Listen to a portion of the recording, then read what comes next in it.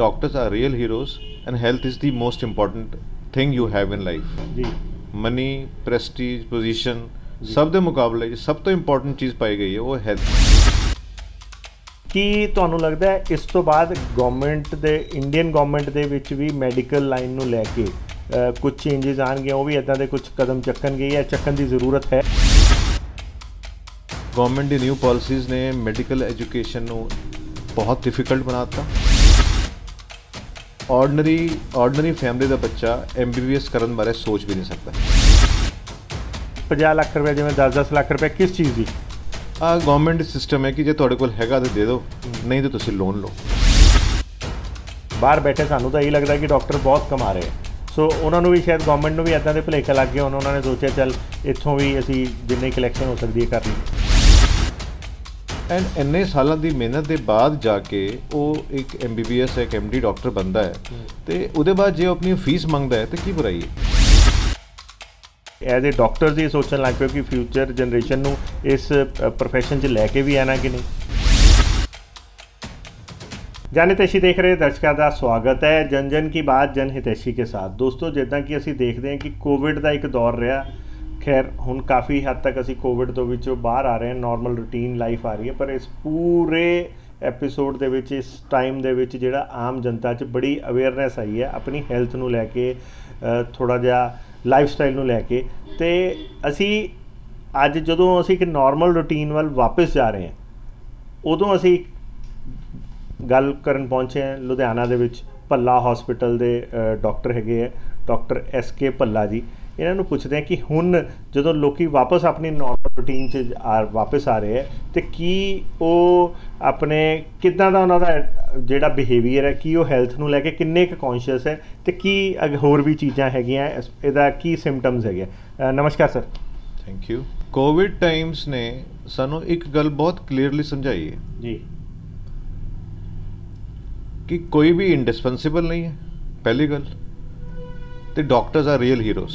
ਜੀ ਆਹ ਦੋ ਚੀਜ਼ਾਂ ਜੇ ਲੋਕਾਂ ਨੂੰ ਨਹੀਂ ਸਮਝ ਆਈਆਂ ਜੀ ਤਾਂ it is a very sad thing, but I am sure most of them have understood ਜੀ ਕਿ doctors are real heroes and health is the most important thing you have in life. ਜੀ ਮਨੀ ਪ੍ਰੈਸਟੀਜ ਪੋਜੀਸ਼ਨ ਸਭ ਦੇ ਮੁਕਾਬਲੇ 'ਚ ਸਭ ਤੋਂ important ਚੀਜ਼ ਪਾਈ ਗਈ ਹੈ ਉਹ ਹੈਲਥ। ਜੀ ਐਂਡ ਇਸ ਪੋਸਟ ਕੋਵਿਡ ਸਟੇਟਸ ਜਾਂ ਸਿਨੈਰੀਓ ਦੇ ਅੰਦਰ ਸਾਨੂੰ ਆਹ ਗੱਲ ਸਮਝਣੀ ਪਏਗੀ ਕਿ ਡਾਕਟਰਸ ਦੀ ਸਟੇਟਸ ਕੀ ਹੈ, ਡਾਕਟਰਸ ਦੀ ਪੋਜੀਸ਼ਨ ਕੀ ਹੈ, ਹੈਲਥ ਦੀ ਇੰਪੋਰਟੈਂਸ ਕੀ ਹੈ, ਅਤੇ ਸਰਕਾਰ ਔਰ ਸਮਾਜ ਦੀ ਜਿਹੜਾ ਬਿਹੇਵੀਅਰ ਹੈ, ਰਵੱਈਆ ਹੈ towards doctors, that needs improvement. ਜੀ ਮੈਂ ਇੱਥੇ ਕਹਿਣਾ ਚਾਹਾਂਗਾ ਡਾਕਟਰ ਸਾਹਿਬ ਕਿ ਅਸੀਂ ਗੱਲ ਕਰਦੇ ਹਾਂ ਫੋਰਨ ਦੀਆਂ, ਇੰਟਰਨੈਸ਼ਨਲ ਗਲੋਬਲਾਈਜੇਸ਼ਨ, ਉਹਦੇ ਵਿੱਚ ਅਸੀਂ ਦੇਖਿਆ ਕਿ ਐਜੂਕੇਸ਼ਨ ਅਤੇ ਜਿਹੜਾ ਹੈਲਥ ਹੈ ਉਹਨੂੰ ਬਹੁਤ ਇੰਪੋਰਟੈਂਸ ਦਿੱਤੀ ਜਾਂਦੀ ਹੈ। ਸਭ ਤੋਂ ਜ਼ਿਆਦਾ ਪ੍ਰਾਇੋਰਟੀ ਸੈਕਟਰਸ ਉਹ ਹੈਗੇ ਹੈ, ਉਹ ਈਵਨ ਦੈਨ ਫ੍ਰੀ ਵੀ ਹੈਗੀਆਂ ਗਵਰਨਮੈਂਟ ਵੱਲੋਂ।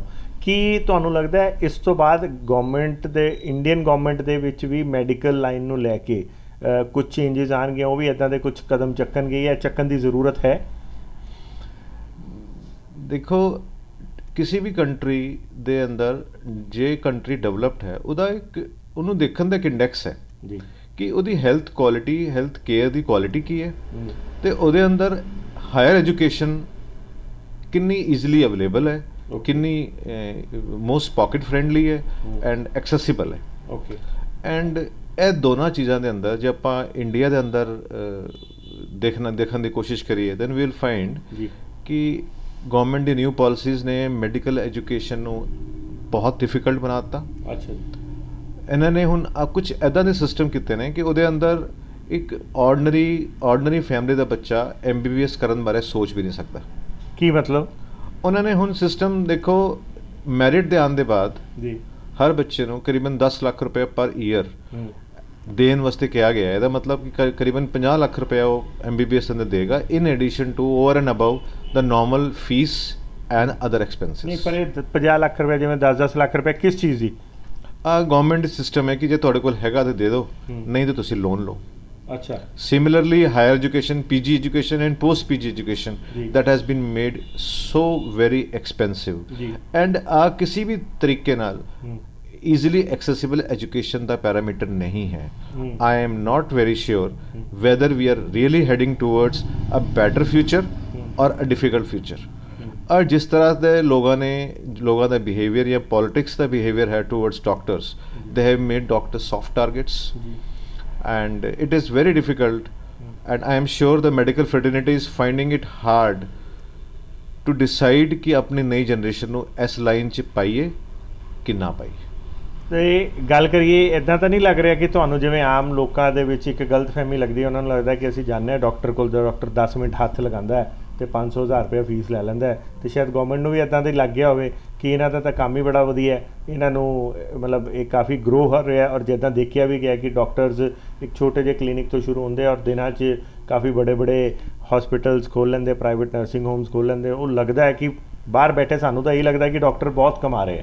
ਸੋ ਉਹਨਾਂ ਨੂੰ ਵੀ ਸ਼ਾਇਦ ਗਵਰਨਮੈਂਟ ਨੂੰ ਵੀ ਇੱਦਾਂ ਦੇ ਭੁਲੇਖਾ ਲੱਗ ਗਿਆ, ਉਹਨਾਂ ਨੇ ਸੋਚਿਆ ਚੱਲ ਇੱਥੋਂ ਵੀ ਅਸੀਂ ਜਿੰਨੀ ਕਲੈਕਸ਼ਨ ਹੋ ਸਕਦੀ ਹੈ ਕਰ ਲਈਏ। नहीं, जे डॉक्टर की जी फीस है या जी डॉक्टर एक्सपैक्ट करता है वो that is proportional to the efforts he has put इन।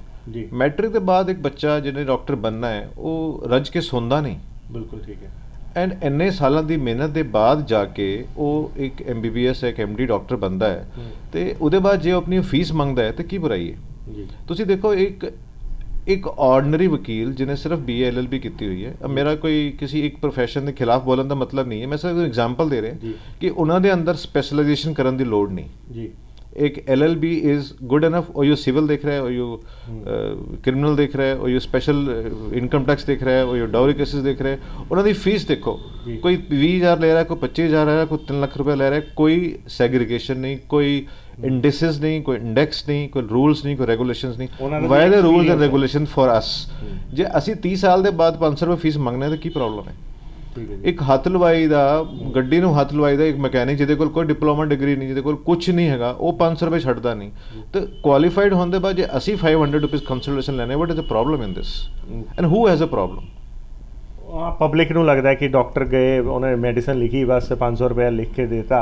वो तो you similarly anybody can walk into a saloon and they will throw 2,000 rupees for nail work for a person, to a person जो who is not qualified, जिहदे कोल कोई degree नहीं, कोई diploma नहीं, सिर्फ experience है।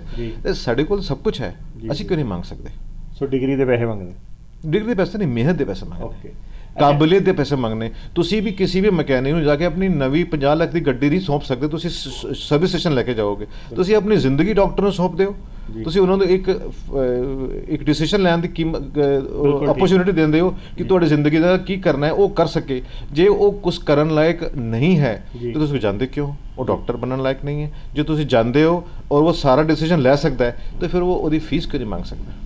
ਇੱਕ ਸਿਰ ਕੋਵਿਡ ਦੇ ਦੌਰਾਨ ਇੱਕ ਚੀਜ਼ ਇਹ ਵੀ ਦੇਖੀ ਗਈ ਹੈ, ਡਾਕਟਰ ਜਿਹਨੂੰ ਕਿ ਧਰਤੀ ਤੇ ਭਗਵਾਨ ਦਾ ਰੂਪ ਕਿਹਾ ਜਾਂਦਾ ਹੈ, ਤੇ ਉਹਨਾਂ 'ਤੇ ਵੀ ਬੜੇ ਬਲੇਮਸ ਲੱਗੇ, ਬੜੀਆਂ ਤਰ੍ਹਾਂ ਦੀਆਂ ਉਹਨਾਂ 'ਤੇ ਵੀ ਐਲੀਗੇਸ਼ਨਸ ਲੱਗੇ ਆ ਕਿ ਡਾਕਟਰਸ ਨੇ ਕੇਅਰ ਨਹੀਂ ਕੀਤੀ ਜਾਂ ਪ੍ਰੋਪਰ ਨਹੀਂ ਕੀਤੀ। ਬੜੇ ਹਸਪੀਟਲਸ 'ਤੇ ਤਾਂ ਇਹ ਵੀ ਲੱਗੇ ਕਿ ਉਹ ਮਤਲਬ ਪੇਸ਼ੈਂਟ ਬਾਹਰ ਮਰਦੇ ਰਹੇ, ਉਹਨਾਂ ਨੇ ਦਰਵਾਜ਼ੇ ਨਹੀਂ ਖੋਲ੍ਹੇ। ਇਹ ਸਾਰਿਆਂ ਦੇ ਵਿੱਚ ਡਾਕਟਰੀ ਜਿਹੜਾ ਇੱਕ ਪ੍ਰੋਫੈਸ਼ਨ ਹੈ ਉਹਦੇ 'ਤੇ ਥੋੜ੍ਹੇ ਜਿਹੇ ਮੈਨੂੰ ਲੱਗਦਾ ਹਲਕਾ ਜਿਹਾ ਉਹਨਾਂ ਨੂੰ ਸਹਿਣਾ ਪਿਆ। ਪੈਰਾਡੋਕਸਿਕਲੀ ਦਿਸ ਇਜ਼ ਦ ਪੈਰਾਡੋਕਸ कि एक पासे सरकार दे कोल कुछ फैसिलिटी है नहीं, ਜਿਹੜੇ लोग पढ़ना चाहते हैं उन्होंने उन्होंने वास्ते पढ़ाई औखी करती गई, महंगी करती गई। तो नैक्सट असीं देखते वी विल फाइंड कि इंडियन डॉक्टर्स की हैल्थ केयर के अंदर कंट्रीब्यूशन घट जाएगी, बाहरों लोग आएंगे इत्थे काम करेंगे and next generation will be served by the foreign doctors. So ਉਹਦਾ कंज्यूमर ਤੇ ਕੀ इफेक्ट पाएगा? कंज्यूमर तो अफेक्ट होगा कि जिस तरह हेल्थ केयर महंगी हो रही है, इंश्योरेंस कंपनी की इनपुट हो रही है, या बाहर तो डॉक्टर आएंगे तो हेल्थ केयर होर महंगी हो जाएगी, फॉरेन की तरह इत्थे भी हेल्थ केयर महंगी हो जाएगी, एक्सेसिबिलिटी घट जाएगी।